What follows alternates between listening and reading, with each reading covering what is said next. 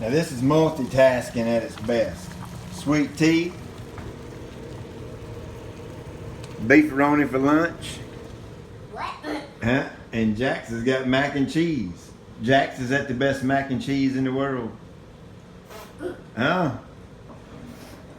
All while planting pansies. Yeah, man. Matrix light blue. I know they aren't perfect light blue, but that was as close as I could get to national championship blue. So I figured I'd go with that in white.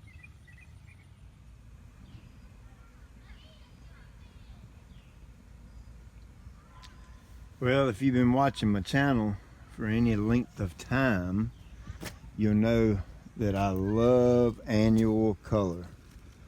Look at these coleus. Man, those things look good. Nice and matured out from the summer. They're huge, absolutely huge.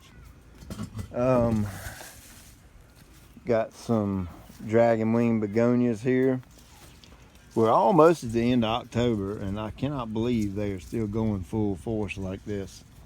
The weather's been really, really crazy and warm, that's for sure. I got a little new grass coming up in the yard everywhere. It's coming along. Gotta wait for it to fill in a little bit more. If you've been keeping up, you know I've done a irrigation system, and then I beat the yard up pretty bad doing that, and it's just been a slow go getting it back, but it'll come back. Patience is one of my virtues. But it's time for pansies, so I'm gonna rotate all this out. You can see what I've been doing here. Look at that pile of flowers. It's almost up to the window on my Jeep. It's big. But all this was annuals out here, and out here. Were summer annuals, and this bed here was summer stuff. And here is the remains. Look at that root system. Man, that's a good root system on this thing. So I'm gonna put some pansies in. I'm gonna do something a little bit different. I'm gonna try this experiment. This is what I've always used. It's called a micro mister. Rainbird makes them. I think Hunter makes them. Different companies make them. Focus. Let's see. It's just like a little tiny spray valve or spray nozzle, and there you go. You can see it there. It's got its own little on-off valve. It screws in the top of this riser like so. It sprays out a flat fan mist. Well, the problem is, what I'm not liking is spraying up against my house on my foundation. And you know, when I water deep and infrequent. Meaning when I water my flowers here, they get about 2 hours a week, and I'll water them one time 2 hours a week. That way it's a deep soaking watering, and that's it. Matter of fact, you know, if you're good with that, the first couple of months of growth. So I planted these in May, June, July. Well, the month of August and September, they did not get one drop of water from my irrigation. None, zero. That's because I had established them early with that deep watering, and they established a very deep root system so that I really didn't need to water. And of course, they got rainfall. August, we got 1 inch of rain, maybe 2. September, it rained Labor Day, and after that, it did not rain at all until just the other day, which is, we're about mid-October. So it was about 6 weeks we went without rain. And then all of a sudden we have You can't see that, but that's 2 inches. Oh, excuse me. It's 2 3/4 inches.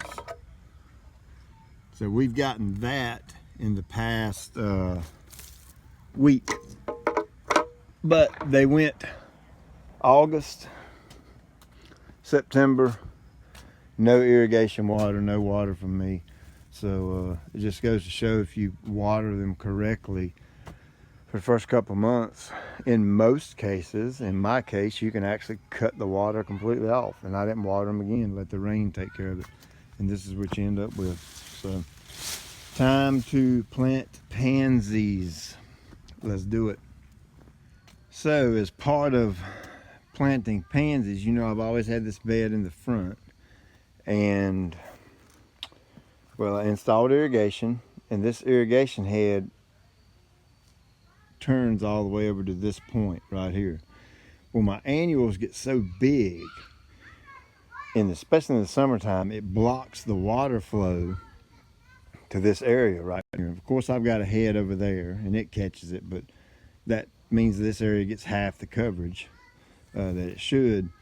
So as part of this, I'm gonna take this bed and I'm gonna take it right through there. If you'll follow my finger, it's gonna come right through here. It's gonna kind of straighten it up. It'll actually make my mowing slightly easier. So I'll take this little curve out. It'll take a little bit of the design out, but who cares? It's gonna go right through here. So what I'm gonna do is dig this dirt out, put it over here, because my pansy bed is now going to come up the sidewalk a little ways. Got to reroute my irrigation a little bit. I'm going to dig a trench along the edge of the concrete and stick it down in there. That way I know where that line is at all times. So when I till up this area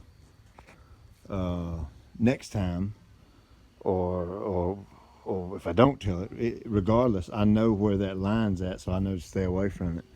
So dig this out down even with the lay of the land, the dirt, I mean you know what I'm saying, the grade of the grass, the yard.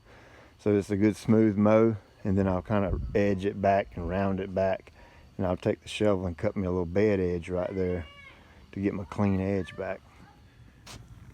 So step one, you can see I got my trench cut, and it's on the grass side. It's pretty much straight up and down, and then angled back where the bedded area is going to be. So I got to get rid of this dirt and then level this up with the yard, and then I can kind of create the bed over here after I put the I got to rebury this irrigation line, dripper line, soaker line, whatever you want to call it.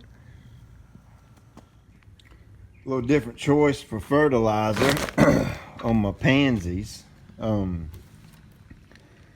simply because organics tend, for the most part, tend to need soil heat or higher soil temperatures to work. The biology in the ground, the biology in the soil, life in the soil isn't nowhere near as active during the winter months as it is during the summer months, because the soil temperatures are lower. That biology and microorganisms and all that kind of thing that's in the ground need the warmth of the soil to activate, to get going. So I typically stay away from the organics in my flower bed during the winter. This is Harold's. They make an exceptional blend for pansies. You can see it's a 15-9-11 homogeneous NP and K with blended minors, 3 to 4 month greenhouse formula, which is good. And you can even see here, you can see the temperature range on it. Let's say you're at 90 degrees, this is only going to give you a 2 to 3 month period, because it's going to be used faster, because things in the ground happen faster when soil temperatures are up. You come back down here to 60 degrees, you can get 5 to 6 months of feeding. So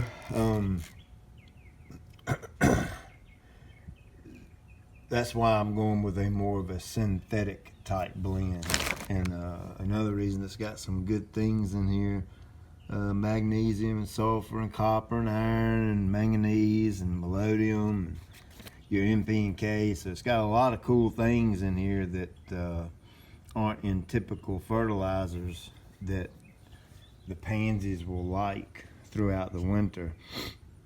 The main reason is I like it because it's a slow, continuous feed. Even if the ground temperatures are lower during the winter, this will still release and the plant can still take it up, whereas the organic, maybe not quite so much. Not saying that it won't, I'm just saying not as much. So pansies are heavy feeders. They like a lot of food. So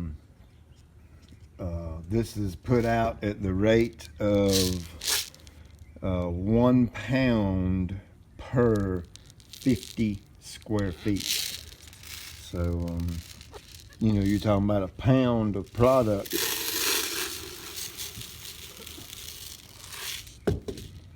let's do it like this. I'll show you how I like to weigh this stuff out to get it really accurate. We'll turn on our scale here and we'll fill it up.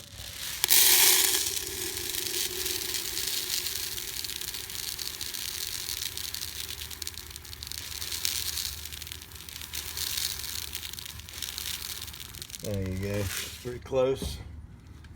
So you can see what a pound of product looks like per 50 square feet. And just so you have an idea, I know it's very difficult to grasp this on a video, but this bed here is 50 square feet right here. And square footage is basically length times width. Is basically, this is more like 65 square feet, a little bit bigger. So that kind of gives me a good idea of how to put it out. I like to use these Gordon spread right, and you basically put the fertilizer in it, and as you're dropping it, the granulars come out and hit these little what would you call those, prongs maybe. They hit those and kind of fan it out so it doesn't all dump in one spot. So that's what I like to use for my annual beds. And you can see that coating on this urea, on this nitrogen, that green coating, that's the part that makes it like really slow release. Every time water hits that, it kind of washes a little bit of that coating off and releases some of that nitrogen into the ground. Had a little slight change in plans. I really couldn't get this bed shaped like I wanted it. It just kind of looked weird. So I'm gonna take this head and move it right about here to the apex of this curve. That way I can curve the bed in a little bit like that. That way my head will still go out that way, and then it'll come and spray back this way. So we'll kind of reshape this a little bit so it's more aesthetically pleasing. Well, it looks better to the eye. It looked weird. All right, so got see my irrigation head right there. Got it moved. One of the cool things about dirt is you can shape it and mold it the way you want it to. So that's gonna come out and circle around to right there. That way that head stays inside the bed. I don't have to worry about when I stick edge the grass, this stick edge, you're catching that head there. So if you can imagine, all this is gonna be grass now. So I'm taking my tamping it back down firm. That way I have something to work against, and I can reshape this right here the way I want it.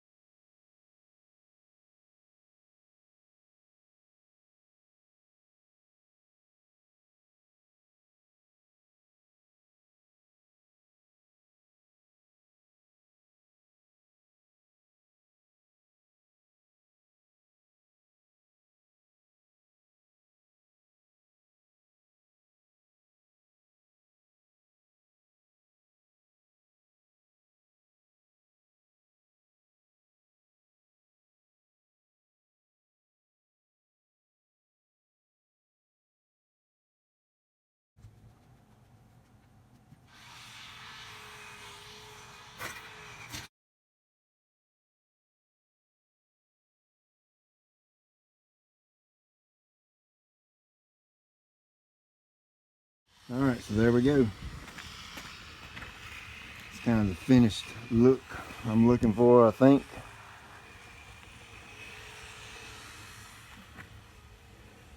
Stick some pansies in here and see what it looks like.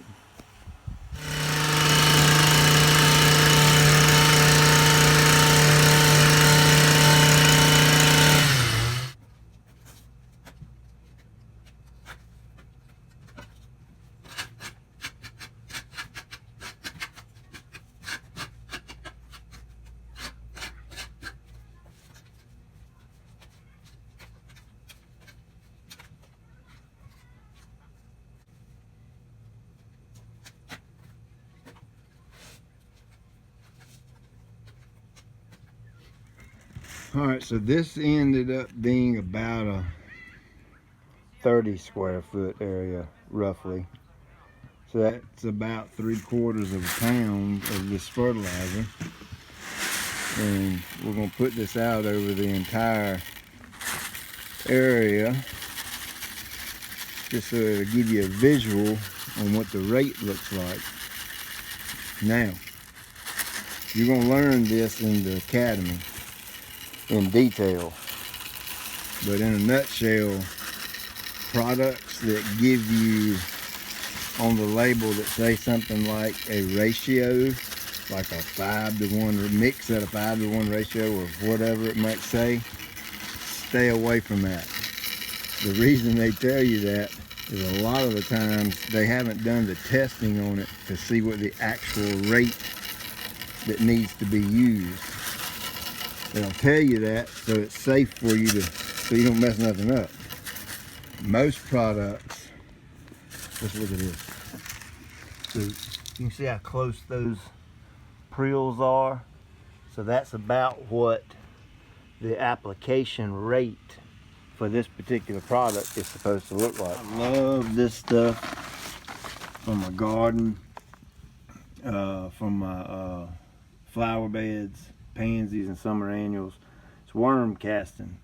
I don't have anything to do with this particular brand. It's just the one I found. Omri, this means it's organic, and basically what a worm casting is you have these farms that raise earthworms, and then the earthworm, they feed them and grow them and multiply them, and the earthworms crap or poop in these big bins, and then the company harvests these worm castings. So it's basically earthworm crap, for lack of better words, feces, I guess, I don't know. Super duper rich in nutrients. I mean, just incredible. If I could afford it, I'd top dress my entire yard with earthworm casting once or twice a year. But you know, I got a pretty good sized yard, so it would be, unless I could find a bulk source that, you know, wasn't expensive, I could probably do it. I mean, this 40-pound bag is like 30 or 40 bucks, I think. Best I can remember. It may not be quite that much, but it's pricey, and when you know, it don't go far, so it just economically it probably wouldn't be feasible for me to do the whole yard, even though I'd love to. So I've got my fertilizer down, got the bed tilled, and you know I've said no till. I'm a fan of no till, so it doesn't destroy your earthworms and biology and stuff. But in this case, all this is new ground over here. You know, the other flower bed used to wrap all the way around there. Well, I had to repack that so that I have a good firm surface for my grass. So when I mow, I don't sink mire up in it. And then a little bit of this was bed before, but a lot of this was mulch. So the ground was rock hard up under this mulch, so I had to aerate it. And I aerate it by tilling. No different than when you aerate the yard. You're relieving compaction. So you see I got my handy dandy drill here, and this is the way I prep my holes. This is the way we do it with our company. It's super duper fast if you're trying to plant lots of annuals and really fast. It does a very good job. Just a little cheap drill, little auger that you can pick up at Lowe's. All right, so the way we do this is kind of fast, doing it like this way. I take my 2 pointer fingers and run them in between the flats and bust them up, break the seal. And I'll take them out 3 at a time and hold them just like that. Now, of course, if you got big hands, this is going to be easy. If you got small hands, you may can only do 2 at a time. But I've got big hands, so I can do 3. And I'll squeeze, and look at that. Hands, it pops right out. And when you get really good at this, you can do this super duper fast. So for the commercial guys that plant a lot of flowers, you might want to train your guys to try and do it that way. It's lightning quick. You can put 18 flowers in the ground in less than a minute. So time's money in our profession. And then I'm going to take each plant and I'm going to grab it, kind of like that. And I'm going to leave this finger right here. These 2 fingers are going to be my digging fingers. So when I put the pansy in, I'm going to scoop out a hole so it sets in there just right, just like that, real nice and easy. But I'm protecting the root ball with my fingers when I do that, so that the root ball don't get tore all to pieces, like so. When you really get in a groove, you can do 1 in each hand if you can do that. Once I get them set in the ground, it's as simple as taking a little dirt, and this also keeps the dirt loose right around the root ball so that water can get down there to it real easy.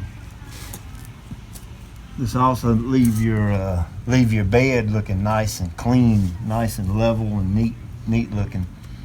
So that if you put a top dressing on it, like mini nuggets, which I'm not a fan of mini nuggets in no kind of way. I see those everywhere, but when you go to take out your take these out and put your next flowers in, those mini nuggets, you can't get them all out. And that thick wood that gets tilled into the ground will actually get up against the root ball of the next plants and cause root rot, because it's just not good. So I like soil conditioners, like a real fine mini nugget type thing, and I just put it a little heavier around the edges because the person's going to see this more, and a little bit lighter in the middle, because once these flowers fill in, you won't see that anyway. So just kind of the way we do it, kind of the way I like to do it. So I know a lot of times cameras don't do things justice, but this does look way better.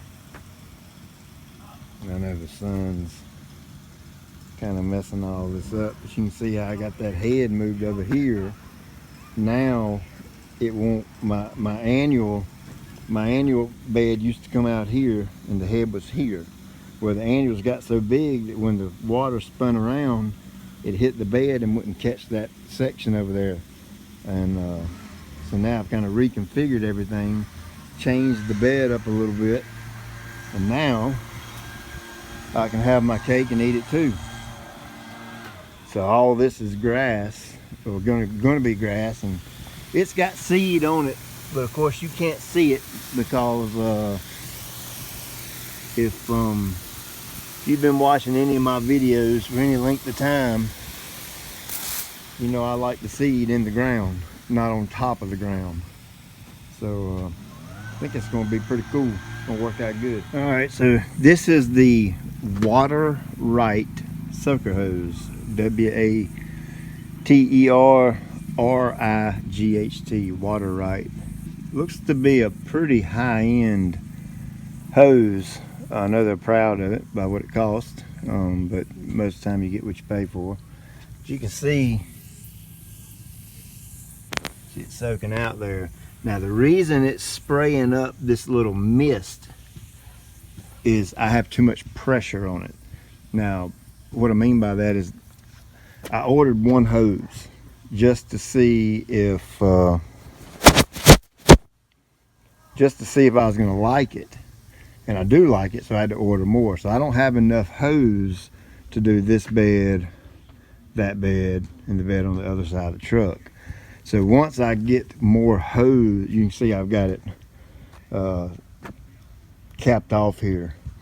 But once I get more hose running through here, it'll equal out the pressure, and it won't get this, I don't know what you call it, spritzing, I guess. I don't know. It won't come up. It'll just soak out like that. So hopefully that stuff comes in soon. I'll get that put in this bed and we'll be good to go. But I like this hose. The reason I put it in here, you'll remember, I used to have these micro misters like this that spray out the little, let's see if we can get this thing to focus. There we go. Like sprays out a little flat fan mist. Matter of fact, here's one right here. Let's check it out. You can see how this does here. Well, the problem with that is my kids.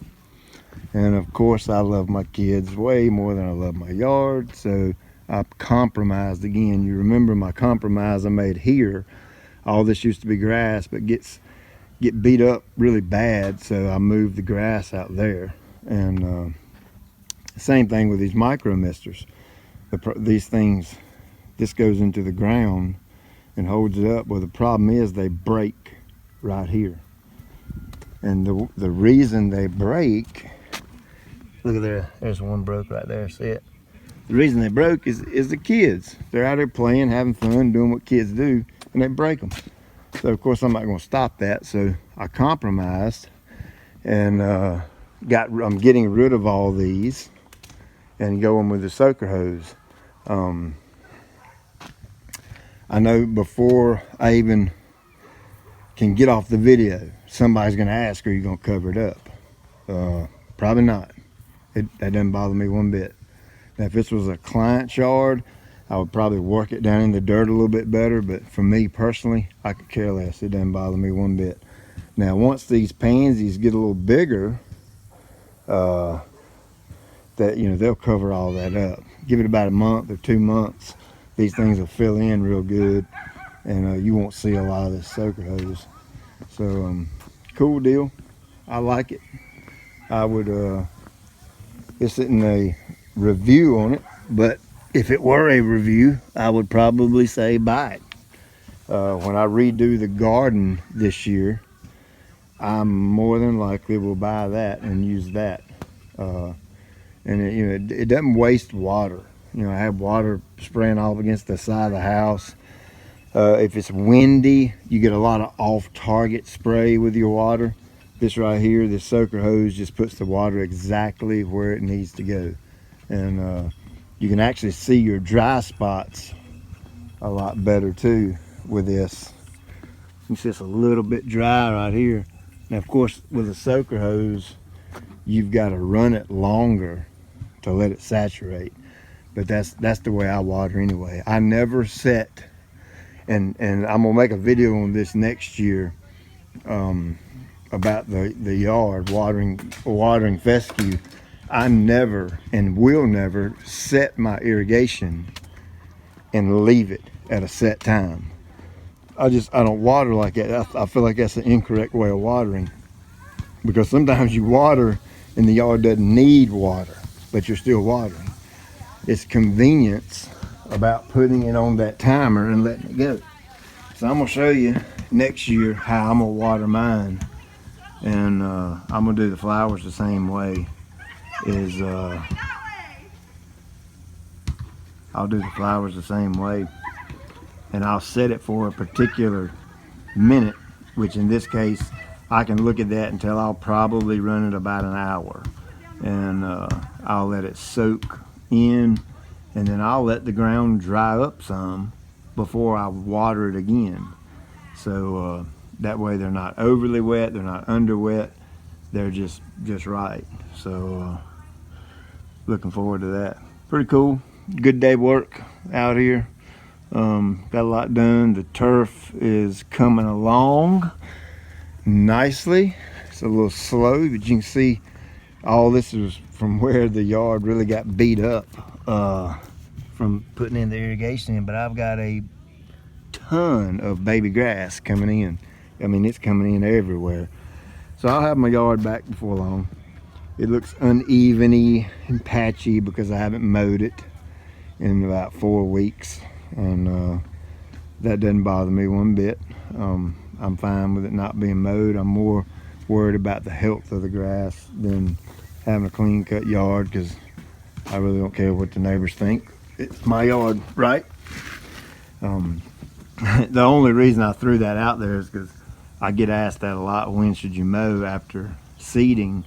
And I've heard it 100,000 times. Well, my neighbors said something about the yard grass not being cut and it didn't look good, and I just told them to tell them to go watch TV or something. Don't look at my yard if you don't like it.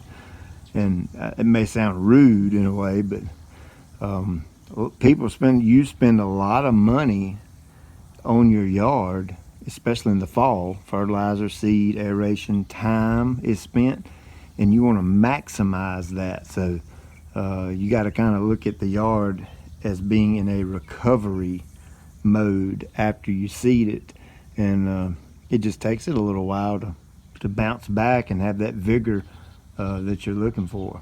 So hope this helps. Hope this was a cool video. Like and subscribe and do all that stuff that you do.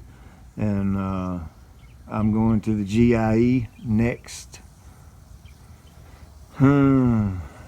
Wednesday. I think we're going to leave early Wednesday morning, and a lot of you, I'll get to meet you and check you out and all that kind of cool stuff. So I'm really excited about it. I've never been, and can't wait to sit my butt on a Ventrac, because we're kind of gearing up for our next equipment purchase next year, and I'm really leaning toward the Ventrac. I just think it's an incredible machine, and of course I have to sit on it and use it first. That's one of the main reasons I'm going to the GIE, because I can get out there and play on that thing and make sure it's something we need or want, because it's a very expensive purchase. So anyway, have a good night. Check you later.